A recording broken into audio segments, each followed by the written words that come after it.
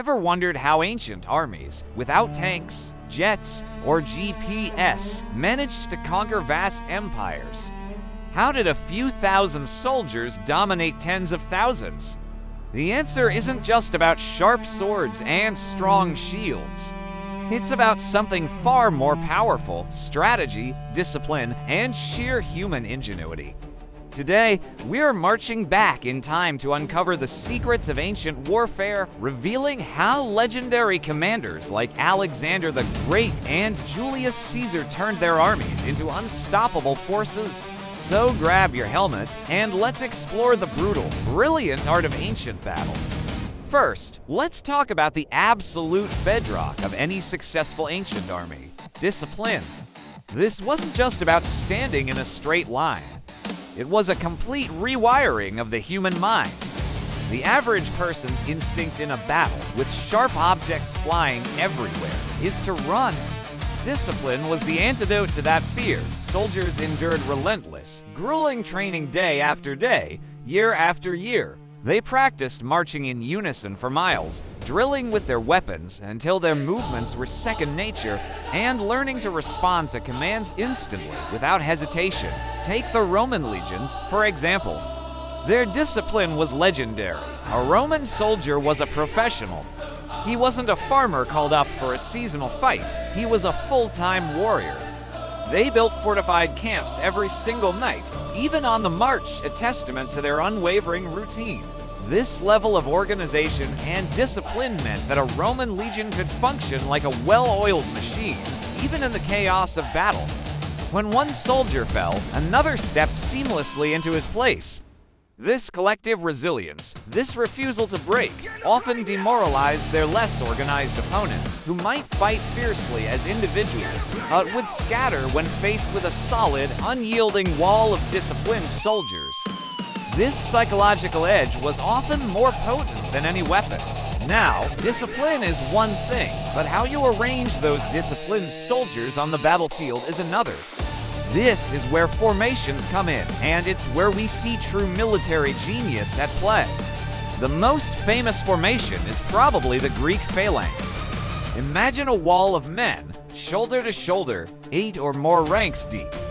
Each man is protected by his large shield, the hoplon, and armed with a long spear, the dory.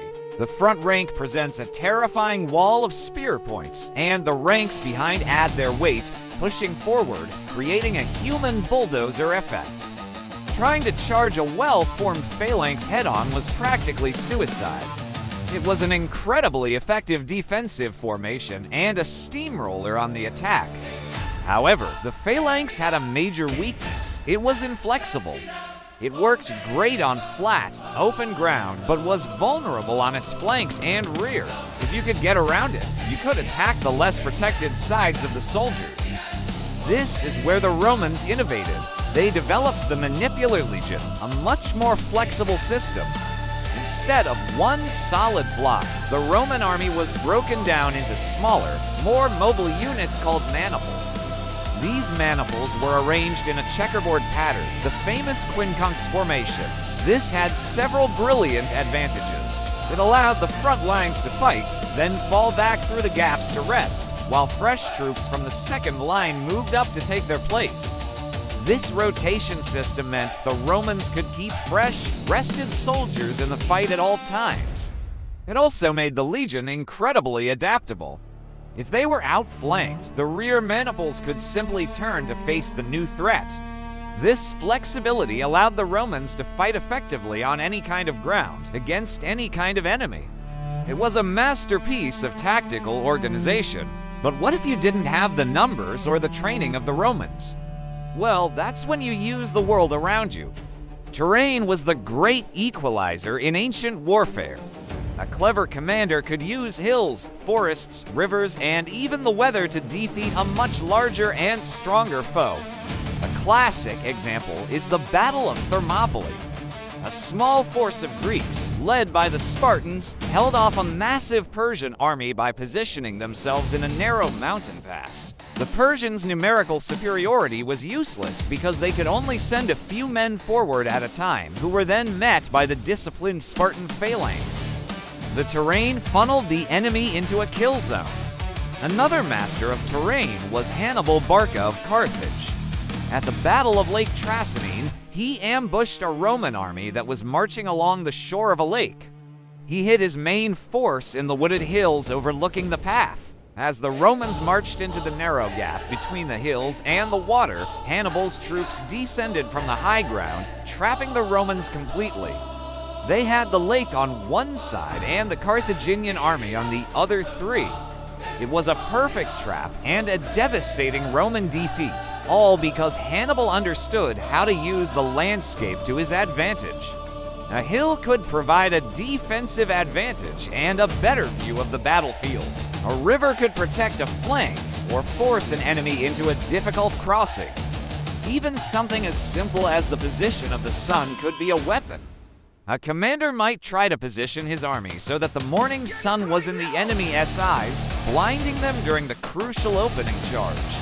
Ancient generals were part-time geologists and meteorologists, constantly reading the land and the sky for any edge they could get. Now, let's put it all together. The truly great victories happened when a commander combined all three elements: discipline, formation, and terrain. Let's look at the Battle of Alesia, one of Julius Caesar's most brilliant achievements. Caesar was besieging the Gallic chieftain Vercingetorix inside the fortress of Alesia. But here's the twist. Caesar knew a massive Gallic relief army was coming to attack him from the outside. He was about to be caught between a rock and a hard place, besieged himself. What did he do? He used the incredible discipline of his legions to build not one, but two massive lines of fortifications. An inner wall facing Alesia to keep Vercingetorix in, and an outer wall facing outwards to keep the relief army out. This was a monumental feat of engineering, done at incredible speed. When the Gallic relief army arrived, they were faced with a maze of trenches, walls, and watchtowers. Caesar's legions, thanks to their flexible formations, could quickly move reinforcements along their lines to wherever the attacks were heaviest. They fought a battle on two fronts simultaneously. They used the high ground of their own fortifications, a man-made terrain advantage. The Romans were outnumbered, but their superior discipline held the line. Their adaptable formations allowed them to counter every attack, and their brilliant use of engineered terrain made the Gauls' numbers irrelevant. Caesar defeated both armies and won the war. It was the ultimate demonstration of how discipline, formation, and terrain, when combined by a genius commander, could achieve the impossible. So, the next time you watch a movie about ancient battles, look beyond the clashing swords. See the discipline in the soldiers' eyes, the logic behind their formations, and the clever way their leader uses the ground beneath their feet. Ancient warfare wasn't just mindless brutality. It was a complex chess match played with human lives, where the smartest and most disciplined player, not always the strongest, would emerge victorious. The lessons from these ancient battlefields about organization, adaptability, and using your environment are still studied by military leaders today. It's a powerful reminder that the most important weapon in any conflict is the mind. Thanks for watching, and if you enjoyed this journey into the past, make sure to like, subscribe, and hit that notification bell for more deep dives into history. See you next time!